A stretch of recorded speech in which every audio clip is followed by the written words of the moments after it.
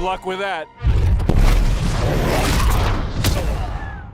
Welcome back, everyone. It's Charlie. This will be my full breakdown and Easter eggs from the entire new Superman movie. There are a lot of things to talk about. It does feel a little bit like the second coming of Christopher Reeve with Superman 2 movie vibes combined with the animated Superman all jammed together on steroids. A lot of the big elements of the movie were inspired by the classic Silver Age in the comics, where you have sci-fi things like giant kaiju, you have gods, monsters, as in the gods and monsters of the actual DC Phase 1, magic stuff, Green Lantern, space-based stuff, evil experiments that Lex Luthor is doing like crazy science, all colliding with each other at the same time. There are even interdimensional imps like Mr. Mitsit's Pitlick that get name drops during the movie. That's how crazy it gets. There are a lot of deleted scenes, a lot of things that James Gunn said got cut out at the last minute. There's just generally so much movie inside this movie that I'll try to do as much during this video as possible, but there'll probably be a couple upcoming bonus videos for things that we learn about after the fact. Careful for spoilers if you have not seen the movie yet, because we'll be talking about the entire film in great detail. The whole idea is this movie is meant to set off James Gunn's official reboot of Zack Snyder's DCEU with those versions of the Justice League characters like Henry Cavill Superman, Ben Affleck Batman, that Flash who shall not be named, although technically there are some things from the DCEU that will carry over and are still canon. Really good example of that is Peacemaker Season 1. Most of that is still canon to the live-action DCU. I'll talk more about that specifically when we get to Peacemaker Season 2 and I do those videos. But like you see during the movie, Peacemaker had a cameo scene. John Cena had a cameo scene spouting off conspiracy theories about Superman because that's his whole thing. Another really good example of that is Rick Flag Sr., played by Frank Grillo, who was just on Creature Commandos playing his character in animation, which is now canon to the DCU. Animation, live action, even most of the video games are supposed to be in the same canon together going forward, but I don't think it's always going to be 100%. The way that James Gunn explained it, though, is that even though technically Creature Commandos was the first canon production, really he intended that to be the Superman movie, like the first live-action, big canon, big splashy start of the DCU, setting everything off. There were a couple of things that specifically set up the future movies that they're already working on right now or have already finished, and some of the TV show stuff like the Supergirl movie with Millie Alcock Supergirl, who also cameos at the end of the movie, or the live-action Green Lantern HBO series. We see Nathan Fillion's Guy Gardner Green Lantern during this. He will come back during that Green Lantern HBO series, dropping way more F-bombs, according to him, because it is on HBO, so it's going to be rated M for mature, as opposed to the Superman movie, which is a much lighter family tone. First real big one is the opening crawl. James Gunn said this was added very late during the post-production process after they'd already filmed the movie because so many people in the test audiences were kind of confused about the world going into it because this is a rebooted universe and people were coming off of Henry Cavill Superman, the Justice League Snyder Cut, all those characters. So he said he took inspiration from the original Star Wars movies and added the opening crawl to sort of explain the universe to everybody who was going in to see this. There are a couple really big Easter eggs inside the opening crawl, too. They explained that humans learned of the existence of metahumans 300 years ago. I think this is mostly a reference to humans on Earth, like regular humans, learning that metahumans actually existed. But we know, because James Gunn told us, that Vandal Savage is the origin of all metahumans. He is like the common ancestor that everybody who has the metagene can trace their ancestry to. The history of human evolution, traced with the light of truth through time immemorial. Man has known him by many names. Vandal Savage got his powers and became immortal after coming into contact with a meteorite. The other really notable thing about his character is that he was actually a Neanderthal as Homo sapiens were slowly taking over the planet. So he persisted. He had many children. He is Genghis Khan inside the DCU, inside of a lot of DC productions. He just pretended to be the Genghis Khan personality during that period in history. Had many children across many thousands of years. And that is why there are so many metahumans around the planet in present day, because they all can trace their common ancestor to him. During the movie, there was supposed to be a deleted scene that actually showed a mural depicting him. I think it got cut from the movie at the last minute, so they'll probably get into that in future productions at some point. But he does exist inside the DCU, in the way that James Gunn talked about Vandal Savage made it sound like he would be a big Justice League villain at some point in future productions. They really did a good job of getting into his character during the Young Justice seasons in animation, so if you really want to go deep on Vandal Savage in TV shows and movies, then the Arrowverse did a live-action version of him, but I think the Young Justice did a much better version of the character. I also think the 300 years time gap for metahumans is also a reference to Hawkgirl and her origin story of reincarnation in Hawkworld, because remember, she's meant to be the Kendra version of Hawkgirl, not the Shiera version of Hawkgirl. So at some point, they will dig into her character, get into the whole Hawk world of it all, and we'll find out what's going on with Hawkman inside this live-action DCU, because he does exist, he just isn't in this movie. She will also be back during Peacemaker Season 2, along with some of the other Justice Gang characters like Nathan Fillion's Green Lantern. When it says ushering in a new era of gods and monsters, that's meant to be the title of James Gunn's Chapter 1 of DC. Instead of calling it phases like Marvel Phase 1, Marvel Phase 2, he's calling it DC Chapter 1, then the next one will be DC Chapter 2. His DC Chapter 1 only covered a couple years worth of movies. His original announcement of DC Chapter 1 with the movies and TV shows that they were working on has already changed a little bit. So do not be surprised if some of the movies they're doing, some of the TV shows they're doing, swap out with other stuff and they cancel some things. Then it says 30 years ago, Superman's pod crashed to Earth, giving you an idea for how old he is when the movie picks up. 3 years ago, he came out to the world as Superman, started wearing his Superman suit and saving people. 3 hours ago, Lex Luthor sent Ultraman, wearing the Hammer of Bravia suit, to take down Superman in Metropolis. 3 minutes ago, Ultraman beat him badly enough that he had to go back to the Fortress of Solitude to get help healing himself from the Kryptonian robots. The overhead shot of him bleeding in the snow also looks very Dragon Ball inspired. I don't know if James Gunn is personally a Dragon Ball fan, but that just seems like what it's based on. Also, I think it's meant to be a response to the whole Batman v Superman controversy. Do you bleed? Yes, he definitely does bleed. A lot in this movie. It's one of the ways that Lex Luthor was able to get his DNA and clone him. This was another big controversial topic when they announced the new Superman movie and we saw the first teaser trailer. People are like, why is he so beat up? Why is he getting his ass kicked across this entire trailer? And that does happen during the movie. He does get his butt kicked a lot because Ultraman is way more powerful because there's a lot of Bizarro vibes coming from him. And Bizarro is meant to be more powerful than Superman in the comics. James Gunn explained that he wanted to actually tune his Superman in this new DCU to be slightly less powerful seeming than, say, like Henry Cavill's Superman. He didn't want him to be so overpowered that none of the other heroes really mattered that much. So that's why he wanted to show his relative power strength was closer to, say, some of the other characters, but he was still the most powerful metahuman on the planet. And they do canonize that in the actual movie, like they actually say it literally out loud, the most powerful metahuman on the planet. There are a couple of moments in the movie where they actually show you how he could become way more powerful, like there are hacks to his power where he can actually soak up more solar radiation in a quicker kind of way. So it is possible for him to actually jump power levels if he really, really wanted to. 292 times Saharan Prime, please, one. So the whole idea of showing him bleeding out in the snow at the beginning of the movie is meant to show you that he is not completely invincible. James Gunn said that a really big change with his version of Lex Luthor is that he wanted him to feel like much more of a threat to Superman than previous iterations of Lex Luthor. So at a lot of points in the movie, you actually see that Lex Luthor has crafted a lot of battle plans and ways to fight Superman based on all the research that he's done into Superman's previous fights. Probably one of the other most notable ways that they open the movie as he's crashing into the Arctic near the fortress is you hear echoes of the classic John Williams theme. There are a couple chords from that play, and there's a lot of moments like that across the film where they have more modernized versions of the classic John Williams theme. Next really big change from previous iterations of live-action Superman movies and even the TV shows is the inclusion of Krypto, the superdog, who is based on James Gunn's real-life dog Uzo, which is why he isn't like a real big lab. There have been a couple different depictions of Krypto in the comics, so the type of dog that he is has changed a couple times throughout the era of comics. Within the context of the movie, the way that Superman explains it to Gary the Robot, who is the name of the number 4 robot played by Alan Tudyk, is more of a foster situation, and he's just watching Krypto, who actually belongs to Supergirl Millie Alcock, who shows up at the end of the movie.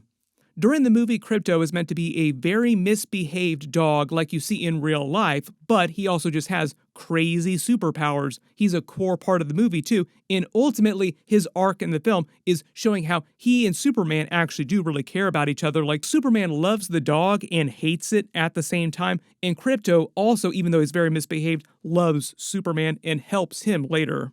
So Krypto does get some cool action scenes showing off his abilities, but also is used for a lot of comedic relief. Most of Krypto's superpowers in the context of the movie are the way that his powers work in the comics. His powers are a little bit different from Superman's and are based on his biology as a dog. They don't really dig too deep into that in the actual movie, but he can fly. He's actually meant to be faster than Superman just because dogs are typically faster than humans running. His hearing is much better than Superman's. He also has a much stronger jaw with much stronger teeth. Couple characters later in the movie actually find that out the hard way. He drags Superman back to the Fortress of Solitude, which opens based on Superman's DNA. It's coded to his DNA.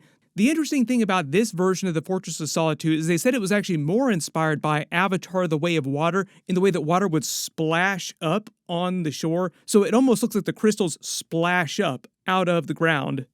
One of its defense mechanisms is that it just recedes into the landscape when Superman is not around, or when he wants to protect himself, if he were holed up in there.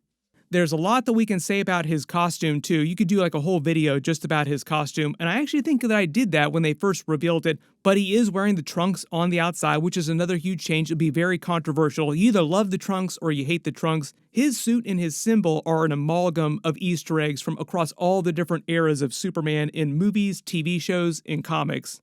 There are a lot of other aspects of that Grant Morrison comic book run that actually inspired the movie, like the Kryptonian robots. There's an alien zoo inside the fortress that he mentions later when he's talking about the kaiju, but you don't actually see the zoo itself inside this movie. Maybe we'll see it in some upcoming film or TV show at some point.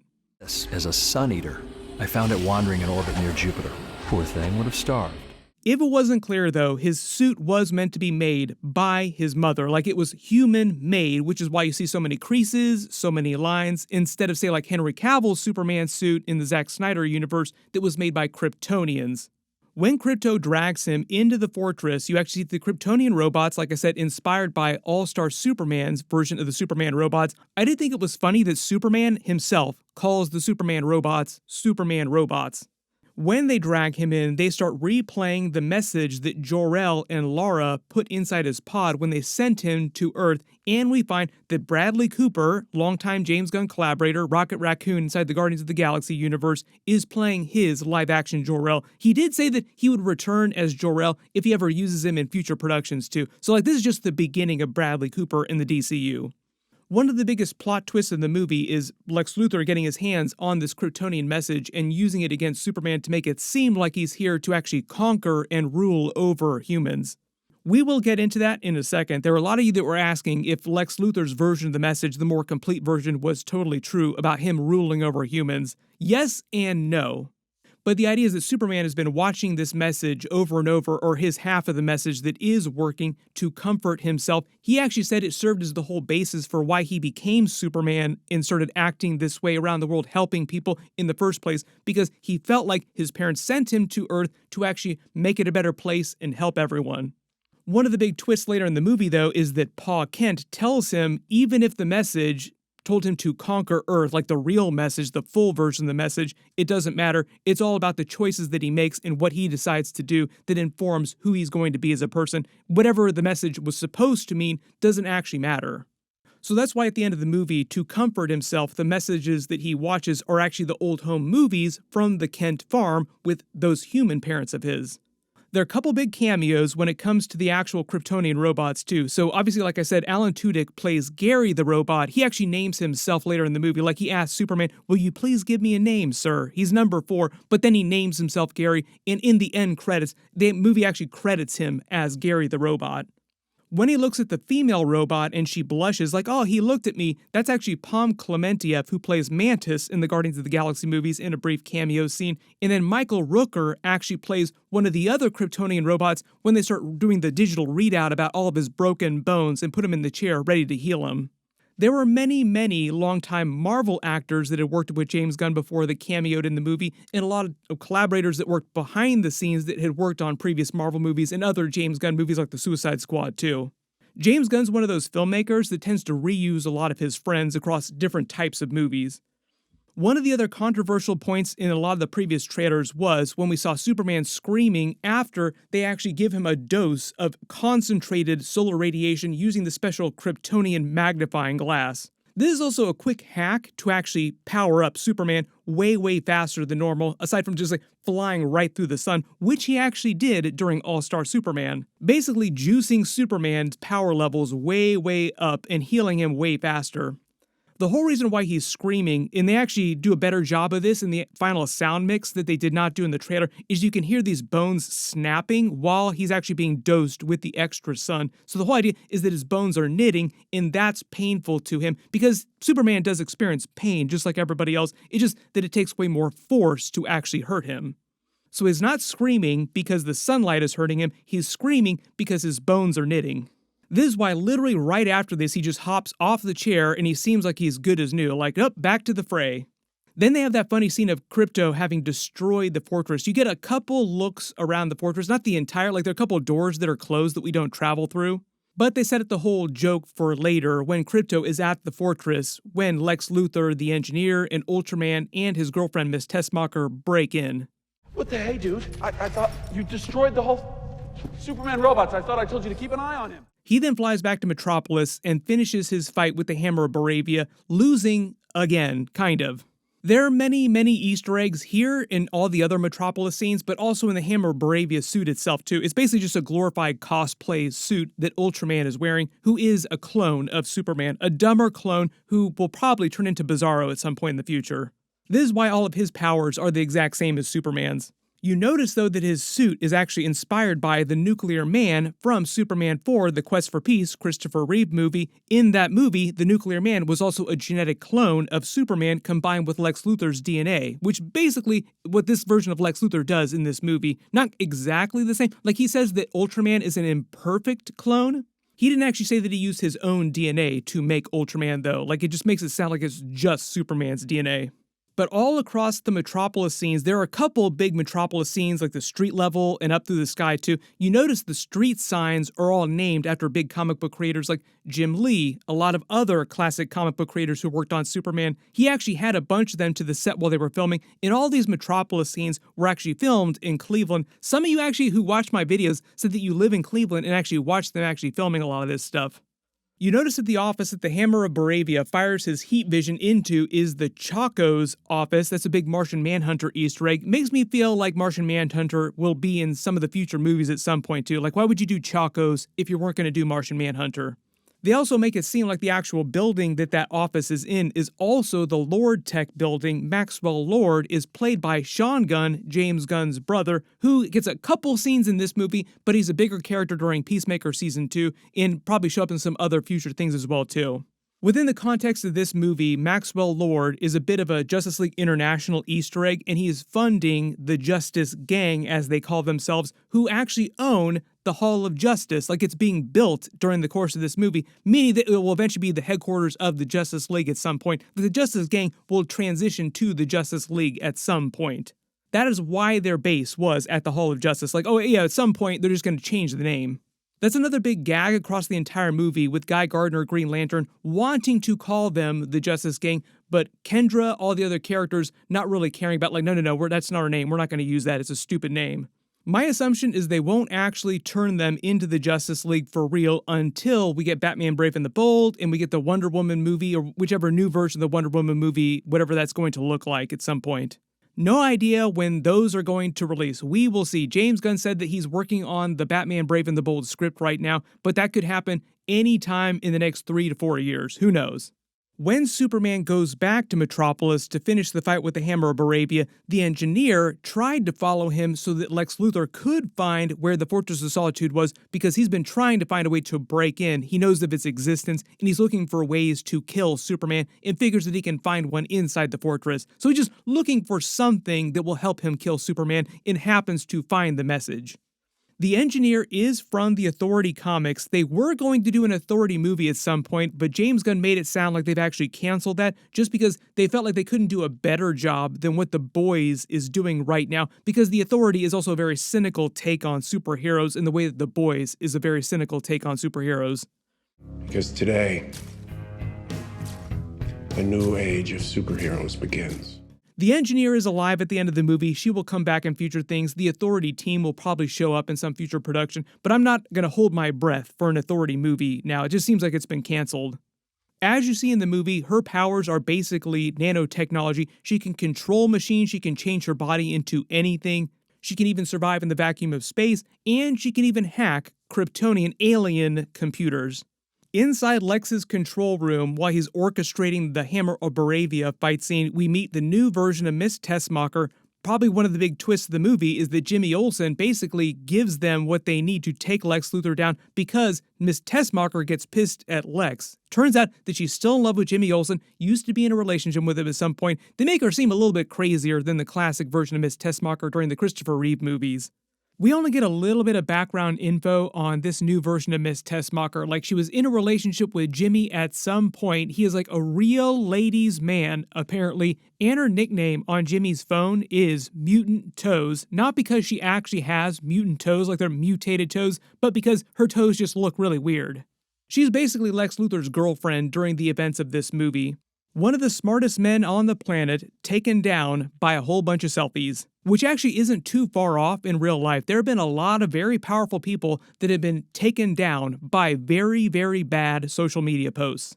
A lot of this movie is even kind of like Superman versus social media, but it's really Lex Luthor orchestrating things on social media, working against him, trying to use platforms against him. Both times I saw the movie, in both of my theaters, one of the biggest laughs that the movie got was the monkeys on the typewriters inside the pocket dimension. According to James Gunn, all the other Luthor Corp workers here inside the control room are people from the comics, like they have actual comic book identities and shown up in previous issues, but a couple of them are also longtime James Gunn collaborators too, like Stephen Blakeheart here. This is also the brand new version of Otis, who you remember from the classic Christopher Reeve Superman movies too. This version of Otis is a slightly less bumbling idiot than the Christopher Reeve version of Otis. Then the whole idea with this Hammer of Baravia identity is that he's trying to find a way to actually stop Superman from stopping the foreign conflict between the Baravian country and Jor-El, who's in the middle of being invaded by Baravia. Lex Luthor explains later that this was all part of his elaborate plan to just get the US government to give him the okay to kill Superman without throwing him in prison. So over the course of the last couple years, he's been cooking up this foreign war, and there's this whole subplot where he will get half of the territory in the combined country after Baravia takes over the other country, which is also meant to be a reference to the classic Christopher Reeve Superman movie with the real estate plot that Lex Luthor was trying to detonate the western coast and then buy up a bunch of the real estate to make himself super rich with all the new real estate. There are even a couple of Easter eggs in the naming of his new territory that he's making himself king of to the classic Christopher Reeve version, like Otisburg and Luthorville. He explained to Superman, though, that he didn't really care about that or the resources, the oil that he would get as part of his ownership of that part of the country. He really just wanted an excuse to kill Superman. Superman then loses the fight, he backs off, and then the next day goes to the Daily Planet as Clark Kent for just like another day at work. We meet Steve Lombard, Cat Grant, Jimmy Olsen, Lois Lane, Perry White, all the other characters. There are a couple big cameo scenes during these Daily Planet scenes too. The grandsons of Jerry Siegel and Schuster are in the background. I don't know what the names of their characters are in the context of the movie, but they are there in these scenes. They actually gifted James Gunn with a copy of Superman #1 whenever they were cameoing. This is actually them with James Gunn during the filming process. Probably one of the other biggest cameo scenes that you've actually been seeing a lot of the interviews was Will Reeve, the son of Christopher Reeve, who is a correspondent on ABC. Like he's an actual reporter in real life, so he plays a reporter in the context of this movie. Same feeling I had when you came on set. Everybody's been asking me about what was it like having you around, and you know, the fact that you're his kid is obviously, it means something. We meet the new version of Ma and Pa Kent. We only get a little bit with them during the actual movie, like they're briefly in Smallville later in the film. James Gunn said that he wanted them to feel way more working class, way poor, and more like the Missouri farmers that he grew up with, which is why the Kent farm and like the actual house that they live in, the barn-like structures, are a little bit different looking than previous iterations of the character. Lois Lane then makes fun of Clark Kent for all the interviews that he's doing with Superman, like, oh, Superman told you that it sounds like they're faking a Baravian accent? What's going on here? When the movie picks up here, they've been going out for a little while, and she already knows his secret identity.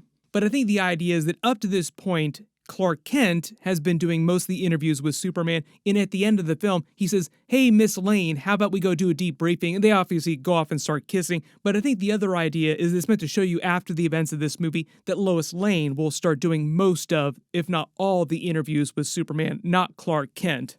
Just because earlier in the movie he realizes the conflict of interest in interviewing himself, and Lois Lane tells him flat out, eventually people are going to learn that you are Superman, and the idea that you did all these interviews with yourself is going to look really, really bad.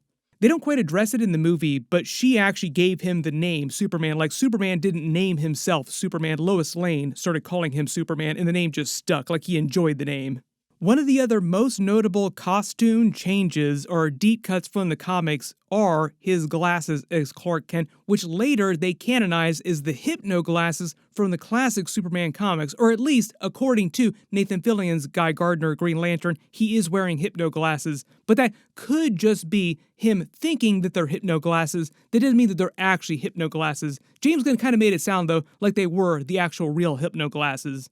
There's a brief moment at the end of the movie when he rushes off to kiss Lois Lane in that different building where Perry White makes it seem like he actually figures out that Superman is Clark Kent. Like, you look kind of familiar. We go to the Pentagon to see Lex Luthor trying to petition the government, including Rick Flag Sr., who runs Argus during the events of this movie, because Amanda Waller basically got kicked out after it was found out that she was using people in the Suicide Squad movie to do all these terrible things. Lex is basically trying to get the government to pay him to kill Superman through his side organization that is created called Planet Watch, with a combination of Ultraman, the Engineer, and his Raptors. They're wearing the armor suits. I feel like that's also an Easter egg for Lex Luthor also wearing the armor suit from the comics at some point. There are a lot of Easter eggs when it comes to Ultraman. Like, this is the first time you actually see Ultraman in his full black suit. His suit itself is meant to give you vibes of Doomsday's classic suit from the comics, which also feels a little bit like the Superman and Lois TV show version of Doomsday, who was Bizarro at the start. This version of Ultraman, though, is just a clone of Superman, which Lex says is dumber but more powerful than Superman, so it just feels like at some point he will return in some future production as a version of Bizarro, like he will become the Bizarro of the actual DCU. One of the older origin stories for Bizarro is that he was a failed clone that Lex Luthor created. I feel like the whole black hole is sort of combining the other origin story for Bizarro, him coming from another universe. Also, the idea of Superman and Lois, where you have Bizarro turning into a version of Doomsday at some point, too, like some Doomsday Easter eggs seeded into here. You're also meant to get a lot of Space Force vibes from Planet Watch. Like, there are a lot of real-life Easter eggs and jokes baked into a lot of the things that Lex Luthor does. Like, Lex Luthor himself is meant to feel like an amalgam of a lot of real-world billionaires that are just completely unhinged. You also notice the other woman who's sitting here next to Rick Flag Sr. is also from James Gunn's Suicide Squad movie too, so like already people coming back from Suicide Squad. We go back to Metropolis at night. Superman is at Lois Lane's apartment because they've been going out for a while, making breakfast for dinner. That is something from the comics, like he does like breakfast for dinner in the comics. You'd let me interview you as Superman.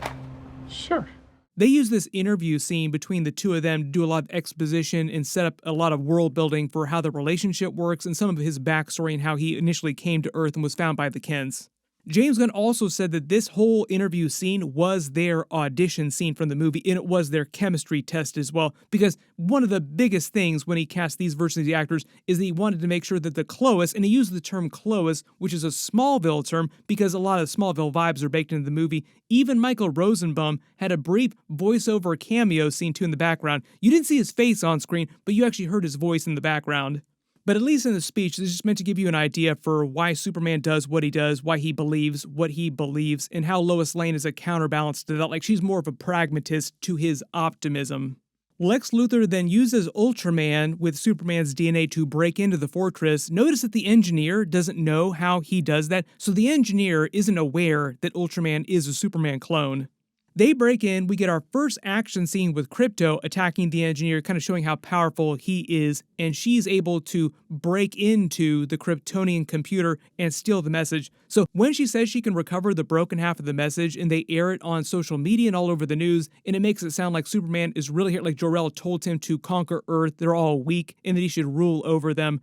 I think the idea is that all those things that he says in the actual message are true. Lex Luthor just manipulated the actual message itself so that it made it seem like that's what Jor-El was talking about. But I think if you listen to the full message the way it's supposed to sound, it's not nearly as bad as the way that Lex Luthor makes it seem. Like, imagine Lex Luthor just reordering some of the sentences in the way that words are spoken during the actual message so that it sounds way worse. But the message itself, like the underlying things that Jor-El says, are things that he said in the original message. So that's why the message itself is both true and not true at the same time. Lex taking Miss Tessmacher to the fortress with them also feels like a reference to Superman 2, with Lex Luthor taking Miss Tessmacher to the fortress in that. Like, what other reason could he have for taking his girlfriend to the fortress? Like, she served no actual function. The only reason I think that she was there was to set up the whole twist later with her selfies in all the background evidence of the things that Lex Luthor was really doing. Lex then has Otis and his other henchmen unleash the baby kaiju that he created inside his pocket dimension that just grows up and creates a distraction for Superman while he's busy dealing with the Fortress of Solitude.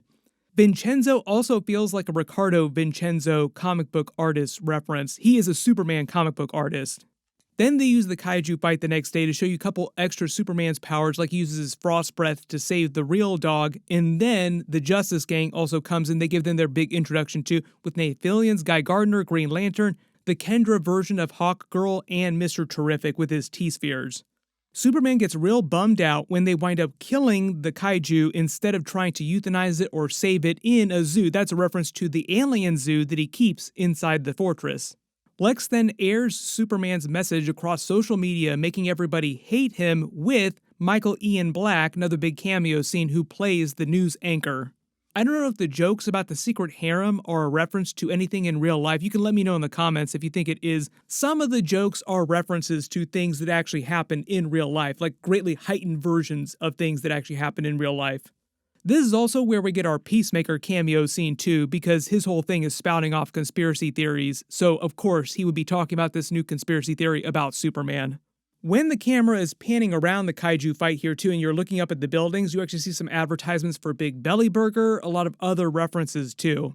Your obsession with me is getting a little creepy. Next big scene is when he walks into the Stag building, which is also a Metamorpho Easter egg because he shows up later in the movie along with his son baby Joey, also from the comics. And a lot of you will remember in the original teaser, he blinks when the dude throws the can at him, and then they edited that later so that he doesn't blink, because why would Superman blink? He wouldn't even feel the can in the back of his head. That's how powerful he is. There are a couple funny moments with Green Lantern actually wondering if he does have a real harem. Superman then learns that Lex Luthor has captured Krypto and goes after him. This actually feels like some Smallville vibes going up against him, breaking his desk here, and Miss Tessmacher catching it on social media. You also notice that the mug that Lex is drinking from is Space Lex. That feels like an Elon Musk SpaceX joke too. Superman then goes back to his apartment. You notice how different it looks from Lois Lane's, like way more minimalist, like a dude's apartment compared to a girl's apartment. He explains that the floating creature in the background is actually an interdimensional imp. It seemed kind of like an Easter egg for Solaris from the All-Star Superman comic, which is an entity that looks kind of like this that he fights during that.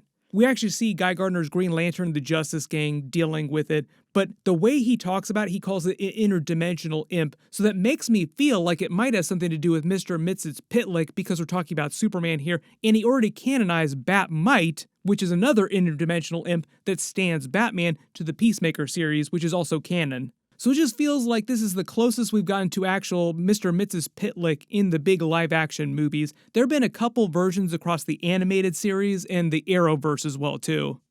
Lex then gets Rick Flag Sr., the rest of the government's approval to capture Superman and send him to his interdimensional prison, which they use kind of like an interdimensional Guantanamo Bay in the movie, where Lex is not subject to the laws of the world or any of the other foreign countries. When he takes him in there, he explains that he keeps ex-girlfriends, political prisoners that other nations hire him to torture to get information from or that they want to get rid of.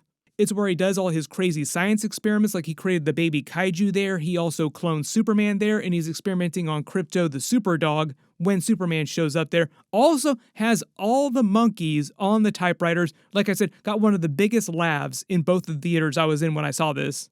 When he puts him in the cell with Metamorpho, the whole idea is that he's forcing Metamorpho to help him subdue Superman by creating kryptonite using his own powers. That is something that Metamorpho can actually do in the comics. All because he captured Metamorpho's son, Baby Joey, and is threatening to kill him if Metamorpho does not do what he asked him to do.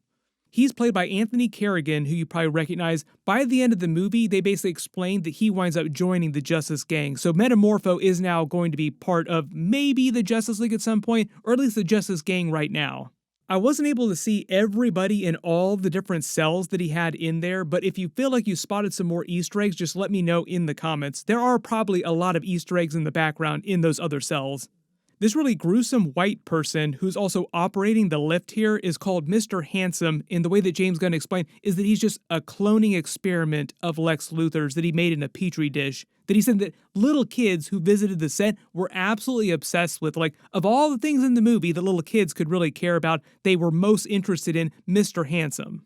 Lois Lane goes to the Hall of Justice to get Mr. Terrific's help, and they go to try and rescue Superman in the pocket dimension. His action scene, taking down all the Raptors using his T-spheres, probably one of the best scenes in the movie. He definitely stole a lot of the scenes that he was in. While I was in the middle of making this video, they actually announced that they were working on Mr. Terrific HBO shows and a Jimmy Olsen spinoff show, but I don't know what the Jimmy Olsen show would be about other than just being a Daily Planet focused show. I think it's pretty obvious the goal was kicking Superman's ass. Or he didn't completely kick Superman's ass. They're eventually able to rescue Superman, Krypto, Metamorpho, and Baby Joey, so they get out and she takes him to the Kent farm to recuperate from the kryptonite poisoning for a couple days.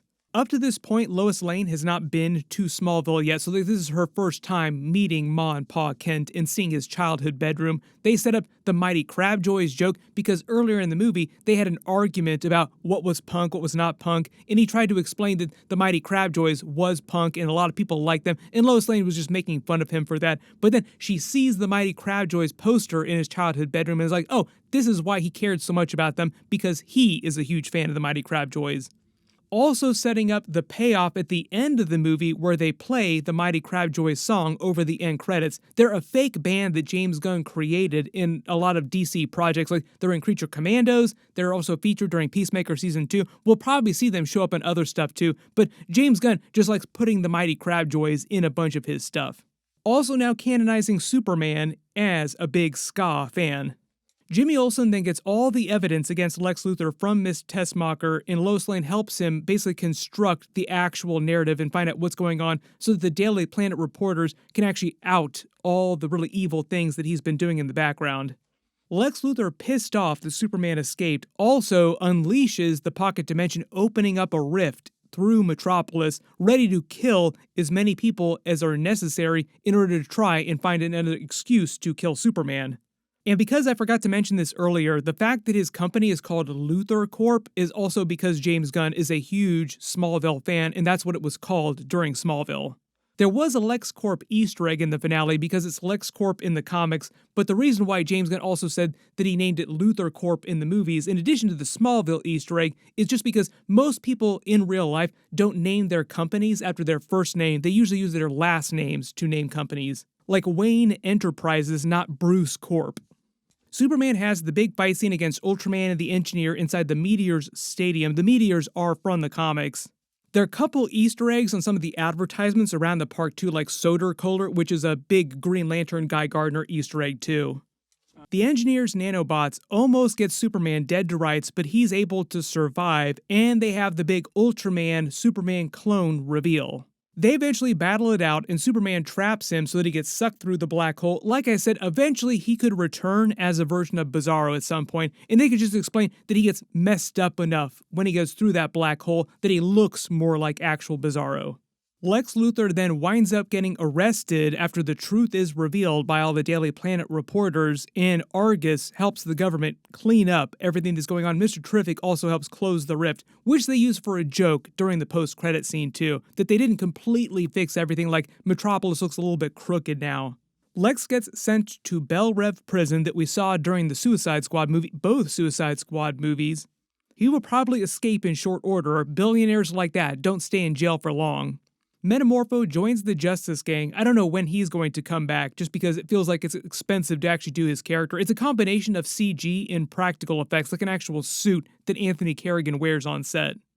Jimmy Olsen talks to Perry White about Lois Lane and Superman having been an item for about 3 months, so the whole world basically knows that they're going out now, and Perry White makes it seem like he starts to understand who Superman really is, might be Clark Kent. Like, you look familiar.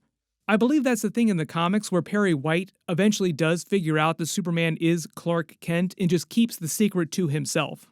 Then they pick up back at the fortress with him seeing that the Superman robots have repaired everything. Gary gives himself the Gary name, and we get the big Millie Alcock Supergirl cameo scene, who is drunk coming back from partying in a system with a red sun. Superman explains that they can't get drunk in systems with yellow suns because of their biology.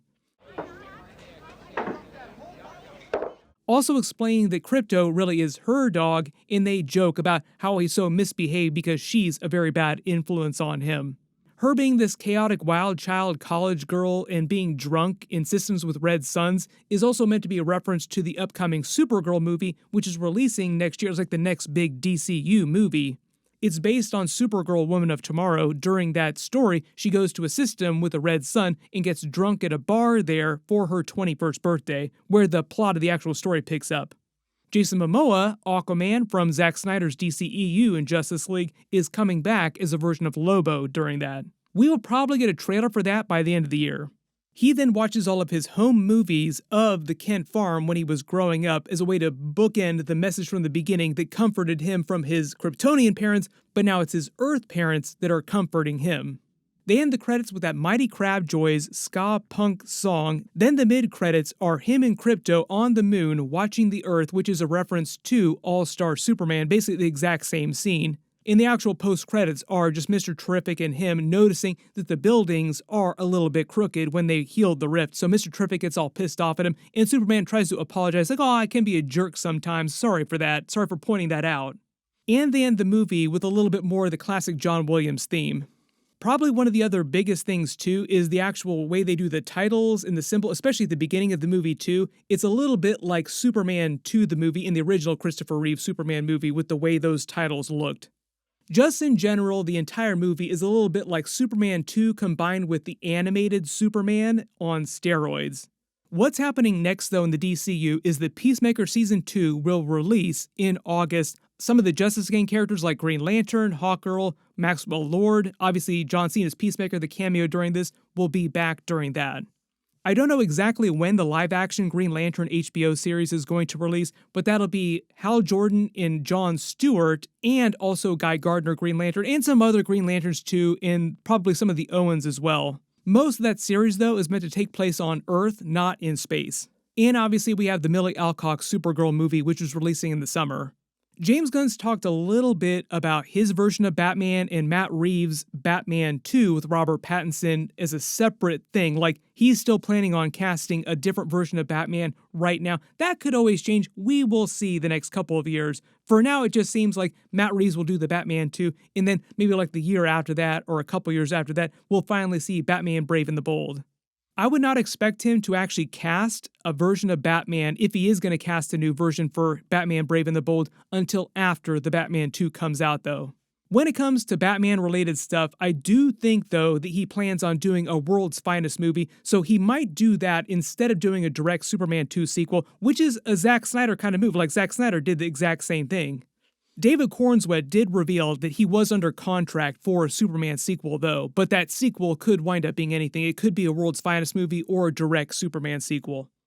We will see what James Gunn decides to do when it comes to sequel villains for Superman. There are a lot of big villains that they never quite got to in the Zack Snyder era, like Brainiac. I feel like he'd be a solid villain in this new James Gunn DCU. But obviously there are so many deep-cut Easter eggs and references to all the different comics, TV shows, previous versions of Superman in the movies, TV shows, comics, everything. If there's anything that you spotted in the movie that I didn't talk about during the video, especially real big stuff, just write it below in the comments. I'm probably going to have to watch this movie like 10 more times to catch every single little thing. What I'll probably do the next couple of days is I'll try to do some more bonus videos for bigger things in the movie, bigger questions that people have, more Green Lantern related stuff. So if you have any special requests for bonus videos, just write them below in the comments. There is still a lot to talk about. Everybody click here for my post-credit scene video and click here for my review of the movie. Thank you so much for watching, and I'll see you guys in the next one.